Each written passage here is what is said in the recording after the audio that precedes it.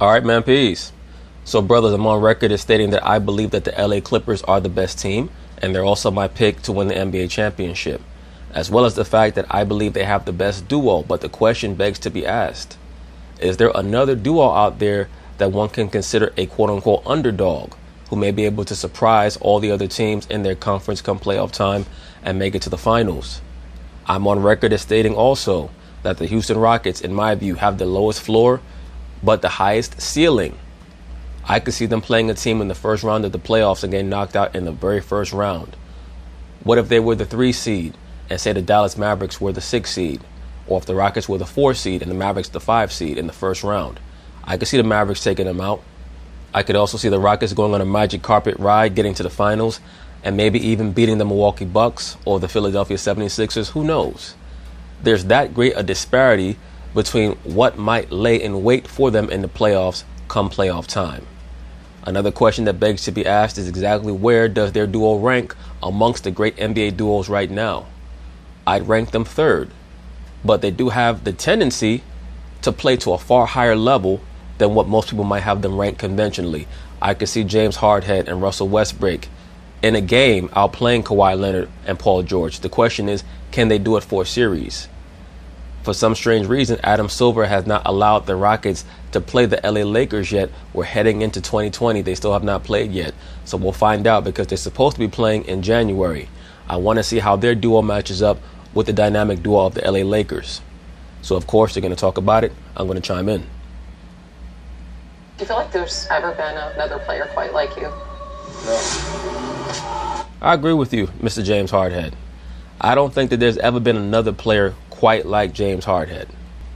And by the way, I know that I stated that I would no longer call him James Harden, but every time I watch this dude play, that's the only thing that resonates in my mind is how hard-headed he is.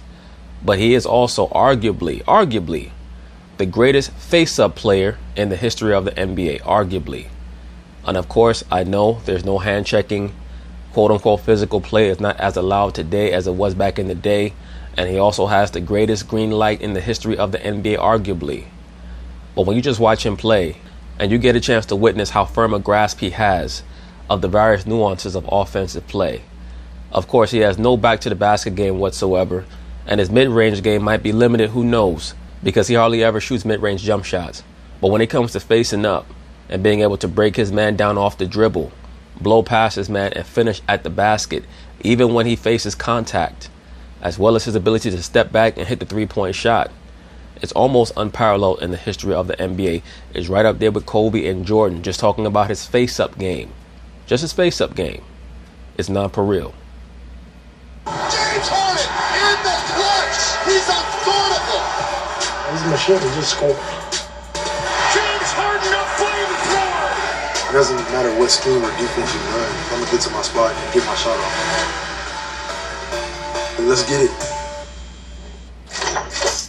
The 21-9 Rockets have been an offensive force this season. James Harden scoring at a rate we haven't seen in decades, averaging over 38 points per game for the season. Meanwhile, the other half of the Rockets' dynamic duo, Russell Westbrook, averaging 29 points per game over the last 8. They will be facing an injury-riddled Warriors team. Russell Westbrook has started to pick it up a little bit. Do I think that it's going to last? It depends on what your definition of last is. I did a video a while ago in which I hypothesized that this is the beginning of the end for Russell Westbrook, and I'm going to stick to that. At his age, he's a player who still can do dynamic things, but he's at the beginning of the end of his offensive prime, of his overall athletic prime. So he's still going to have nights where he scores 40 points, maybe even 45 points. He's still going to have a night or two over the course of the season where he takes 20-plus shots and is able to hit over half of them. But in my view, he is what he is. He's a 40% shooter. From the free throw line, he's getting a bit better. He gives you great effort every night. We all know that about Russell. But in the big moments in the playoffs, how are Russell Westbrook and James Harden going to respond and react to facing teams that have a very high defensive IQ and who are focusing on what they're doing? Everyone's saying, well, they were able to beat the Clippers 2 out of 3 times. If you pay very close attention, they only allowed Kawhi to guard one of those 2 players in spots. We remember what Kawhi was able to do back in the 2017 playoffs against James Harden, where basically James Harden, down the stretch of that series, embarrassed himself. It was borderline shameful. Later today, Jalen Rose is still here with us. Stephen A., I know you spent a lot of time in Houston so far this season. Tell me this, because I find it really interesting. Can Harden and Westbrook challenge those LA duos as the best in the West? Yes, they can. They can challenge them. I also believe that Luka Doncic and Porzingis can challenge them as well. It's just going to take a bit of maturation from Doncic and Porzingis. I'm very interested to see how they look in the playoffs, especially when they face teams that are going to raise their defensive fervor and the scrutiny that will be placed on Doncic because everything runs through him. That's why I call Luka Doncic the Caucasian right-handed James Harden. They have very similar styles of play. But just to get back to the point, the Houston Rockets duo of James Harden and Russell Westbrook, they have a lot of playoff experience, so they're far more dangerous against the upper echelon teams in the West. I think they, as a team, they can challenge the Lakers, yes, because, first of all, understand, I don't like the fact that Harden engages in the one-on-one, that D'Antoni hasn't found a way to figure that out. As much as I respect D'Antoni's offensive brilliance, I think that come playoff time, that's not what's going to win in a 7-game series. I'm looking at a guy like Russell Westbrook right now. You shoot 25% from three-point range. They ain't going to cut it. They ain't going to cut it. Now, they haven't. Stephen A. Smith, Russell Westbrook has been a sub 30% three-point shooter for at least the last 2 seasons. I mean, people are just going to have to accept who he is. He's Russell Westbrook. He can build you towers, skyscrapers with all them damn jump shots he throws up. Gordon, get Eric Gordon back. Things are going to be special. I don't think they're going to have something to say. But here's where things get very, very interesting, particularly against the Lakers more so than the Clippers. LeBron and his free throws. James Harden ain't going to miss those bad boys. Great point. He's going to make free throws. He might struggle from threes. He's got to show that. But he's going to score and he's going to make free throws. I would love to see the Houston Rockets match up with the Lakers in the first or second round of the playoffs. Oh, man. That would be splendiferous. My dream seeding for the Lakers will be first round matchup for the Lakers, the Dallas Mavericks. Second round matchup, the Houston Rockets. Third round, the LA Clippers, should they get there. That would be wonderful. This is a brilliant offensive magician that is James Harden. He knows how to get the ball in the hole, whether it's from the perimeter, getting into the lane, free throw line, drawing fouls. He's just too brilliant. You're not going to stop him. But going against Golden State in that offensive arsenal, that's a different challenge. There's nobody in basketball that shoots like the Golden State Warriors do when they're healthy. So as a result of that, now you get to a slower tempo. Let me say this. Don't be surprised if the Golden State Warriors were to bring back Stephen Curry and Klay Thompson near the end of the season, and the Golden State Warriors suddenly become a pivotal matchup in the latter part of this season in deciding which teams are seeded where. Because if Golden State is, say, a 19 or 20 win team sometime in March, and they have to play the Denver Nuggets or the Houston Rockets or the Dallas Mavericks or the Lakers or the Clippers, and suddenly you have Stephen Curry, Klay Thompson, D'Angelo Russell, Draymond Green, and you have to head into their building in the Bay, and you need to win a game in order to cement a seed. That's going to be pivotal. And that could be their little mini championship this season, and their ability to affect the seeding of many of these other teams heading into the playoffs. It's going to be a very dangerous place to play in the latter part of this season if Curry and Klay Thompson are brought back. To dictate pace a bit more. Not only that, it's going to be a little bit more physical because it's not going to be primarily perimeter play. And then you're talking about LeBron having the ball in his hands a lot. They're going to send that brother to the free throw line. And even when he's making them, he don't make them like James Harden and those boys make it for the free throw line. He don't even make it like Anthony Davis makes it for the free throw line. I think that the Houston, I'm not picking them to, but I think they can take the Lakers, and they have a better shot at taking the Lakers than they do taking out the Clippers. But we're talking about the duo challenge, basically, like the dynamic duo of the LA teams.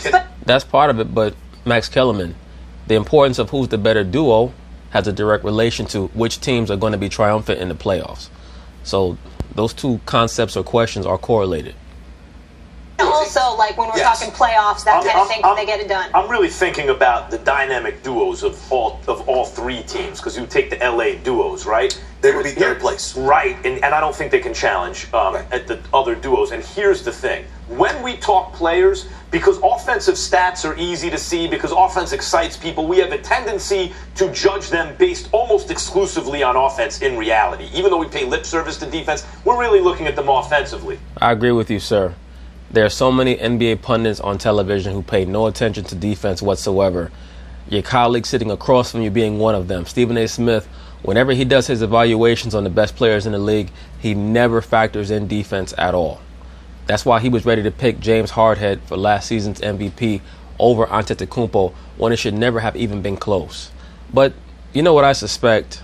I suspect that Stephen A. Smith was advocating for Harden because, once again, James Harden is one of the few great players in the league who will sit down with Stephen A. Smith and have a one-on-one interview. Offensively, and by the way, the basket is high up in the air. That's why the NBA selects out for height. Yeah. Like the percentage of 7-footers, of all 7-footers playing in the NBA in the world is high. Of all 6-footers is low, right? Like it selects out for height. These are the shortest of the duos we're discussing. These are the worst defensive of the duos we're discussing. And even offensively, if you look at the Clippers, you could say that Harden's a better... Let me say this very quickly because Max Kellerman is making some valid points. But one can come back and say that the Houston Rockets have the most explosive duo. If someone were to ask a hypothetical question and say which duo is most likely to have a game where they score 40 points each and have 10 assists each, you say Westbrook and Harden. Now, you could conceive of Kawhi and Paul George having 40 points each in a game. They've already done it earlier this season. You can conceive of LeBron and AD both scoring 40 points in a game. But I think that if someone were to ask that speculative question of which duo could you conceive of both players scoring 40 points in a game and having 10 to 15 assists, both players, you say Harden and Westbrook. Offensive player than anyone they have by not that much, but okay, enough to say it, unless it matters most. Then it's Kawhi is better. But the Lakers, AD is the second best offensive player they have. AD is this much worse of just an offensive player than James Harden. Just we're talking about offense. Defense. I'm not sure about that. Anthony Davis, to me, is one of the more overrated players that I've seen in recent NBA history. For some reason, people consistently place him in the top 5 players in the NBA because of his stats. But what's the point of those stats if they're not having a great impact? We've seen Anthony Davis have a high PER the last few seasons, and he's only had a couple of years where he was even able to guide his team to the playoffs. So there's a lot to be said for the impact that James Harden's offense has on his team. It's not like he's a guy jacking up shots and his teams don't win. How he plays actually results in wins, and that was occurring even before D'Antoni got there. So really, James Harden, he's one championship away from being an official real superstar in my book. If he were to win a championship this season, I would have to definitely put him above LeBron. I think that he's a smidgen behind LeBron right now, James Harden is. Some people might say he's already above LeBron. AD is one of the best who ever did it. Harden is much improved, but is not. So when you look at it, the size goes to the LA teams. The offense is close, although Westbrook with his shot now even drags that down. And the defense is not. The answer is no. That dynamic duo does not compare to the LA. So I'm going to have to put some respect on James Harden's name. Do that. Amongst duos, I agree. The Rockets are third. I'll say the Lakers, then Clippers, then Rockets. I agree. However, I disagree. I'd say Clippers, Lakers, then Rockets. Seeing James Harden as the best player on the Rockets do things that I didn't see Anthony Davis do as the best player on the Pelicans. Agreed. Let me also say this, to advocate for the Clippers a little bit. Kawhi Leonard is one of the 4 superstars in the NBA, in my view. He's the best, quote-unquote, two-way player in the NBA. And to quote Marcellus Wiley, if you're the best two-way player in the NBA, you have to be at least considered arguably the best player in the NBA because you can only play on 2 sides of the ball. So to say that you're the best two-way player in the NBA means you have great offense and great defense. When we consider Paul George, once again, this was a player who was highly touted as being considered the front runner for last season's MVP before he hurt his shoulders. He'd even jumped ahead of Antetokounmpo and Harden. When it comes to Anthony Davis, I'm just not seeing the impact resulting in wins from what he does on the floor. Like, be a top 2 or 3 seed, like win MVP of the league. Agreed. And let me say this about Anthony Davis. Of course, I'm talking about before he became second banana to LeBron. As second banana, he's an unbelievable second banana. But we're comparing him to players who have done first banana type stuff. Remember, Paul George was the best player on a team that made it to the conference finals back in 2014. Paul George was the best player on a team that consistently made it to the playoffs. People could say, well, it was in the Eastern Conference, but still, he did that. Oh, I'm not going to necessarily put AD over James just like that. However, I have to say something that's really important in this Western Conference race. The Rockets can see eye to eye with the Lakers and the Clippers. I agree. They're not far off. I agree with that as well. I just don't think that the Rockets are going to have that next level to raise up to when they face those other two teams. I can see the Clippers definitely having that level. I'm not quite sure about the Lakers. I need to see them in the playoffs. But the Rockets, they pretty much are who they are. Kuzma hasn't hit his stride with the Lakers, and the Clippers don't have the size to punish the Rockets. Agreed. That's why when those two teams play, it's a rock fight. And that's why Houston actually beat them. I'll say this. I agree with Jalen when he says that the Rockets and the Clippers match up relatively well because neither team has a dominant big man. But if you watch those Clippers versus Rockets games, it really was more of the Clippers seem to be moving at 75% speed against the Rockets in the games that they lost. Or at least in the last matchup that they just lost in LA.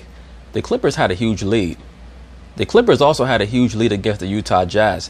They just lose focus because they know how great they are. That's something that they're going to have to tighten up. A part of that is poor chemistry because you have certain players coming back from injuries. Shamet just came back. Paul George is still working his way back into the fold. Kawhi Leonard is taking off a lot of games. Of course, there seems to be something wrong with Patrick Beverley now with his wrist. So chemistry is going to be an issue for them throughout the season. Hopefully for them, they can batten down the hatches before the playoffs start. Both of those LA teams got waxed by the Bucks because the Bucks have size in Giannis. So when the Rockets get healthy, they're going to get Gordon back. Well, one of the reasons why both those teams got waxed by the Bucks is because the Bucks play every regular season game like it's the playoffs. What we saw between the Clippers and the Bucks is not what would happen if they met in the finals. Because they're going to try to build that wall. Now the question is, will the Clippers have the same type of personnel that we saw last season with the Raptors, where they could build that wall against Giannis? I'm guessing that they would try to match Zubac against Brook Lopez and, just either mix in Kawhi and Paul George against Giannis as well as Montrezl Harrell and try to build that wall and see if they can replicate what they were able to do or what Kawhi was able to do last season in the playoffs against Milwaukee and see what happens. But the Clippers are not going to get blown out by 30 points in the finals against the Bucks like they did in the regular season.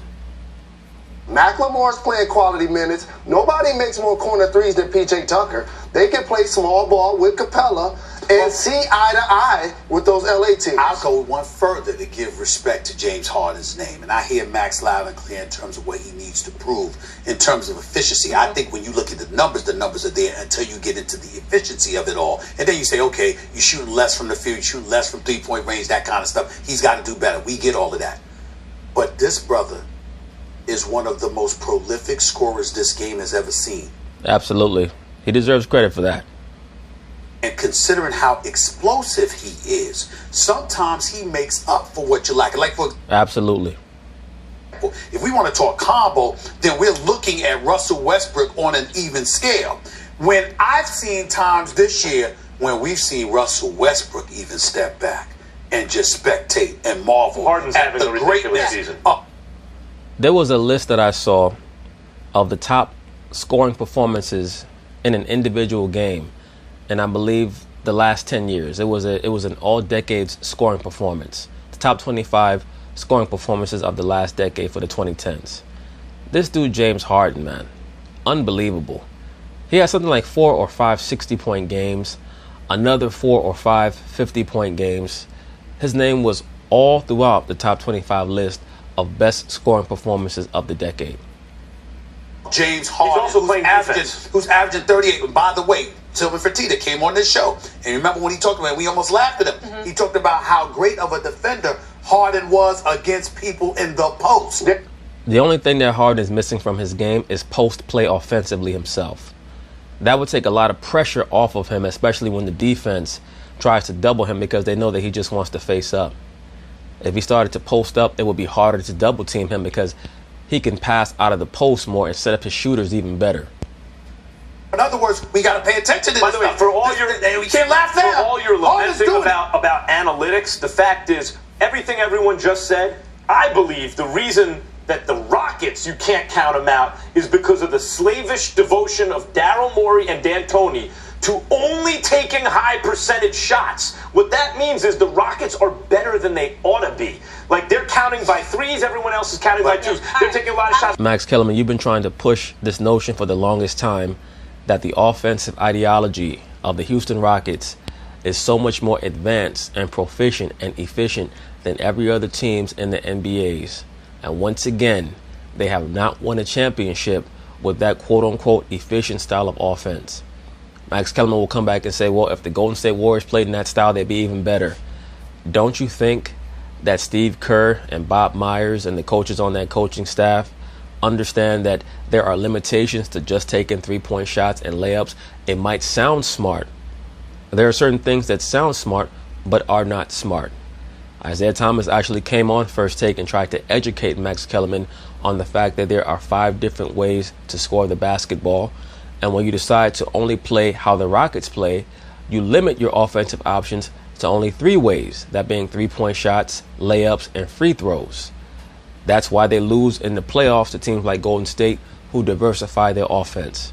Max Kellerman still doesn't get it.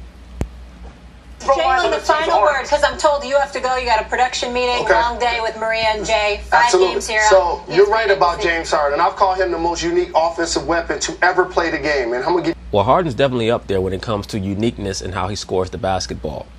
I'd probably put him up there with Kareem when it comes to how unique he is and also how productive he is. Categories that he's led the league in that nobody else will ever do at some point in their career. He's led the league in total points. He's led the league in total assists. He's led the league in total free throws. And he's led the league in total three-pointers made. Normally, that's 4 different players. He just needs a total of 1 championship. Right, because you... I agree. Max Kellerman, I agree with you. All of those achievements, and still he needs to win a chip. Gotta get to the line. It's like a big physical we gotta guy. leave it there. But you guys are saying that Houston, who's been flown under the radar, can contest with those LA When I was in teams. Houston and I had a conversation one-on-one with Daryl Morey, Daryl Morey did acknowledge, listen, Harden's great and what have you. But I was talking about catching and shooting as opposed to the dancing and dribbling. He said, you might have a point. It's working for us. But you might have a point. We might need to do more of that come postseason. Stay tuned. Because if he adds that to the equipment trouble, he's catching and shooting, but just sharing the basketball one got everybody active. They got a punch. Well, we'll see. He would have to divest a lot of the control of the basketball to Russell Westbrook if he wants to become more of a catch-and-shoot scorer. But we'll see. He definitely needs to add that to his repertoire. He needs to diversify his offensive repertoire as much as possible because you can't keep doing the same shit heading into the playoffs. You are going to get shut down and nullified. But anyway, peace.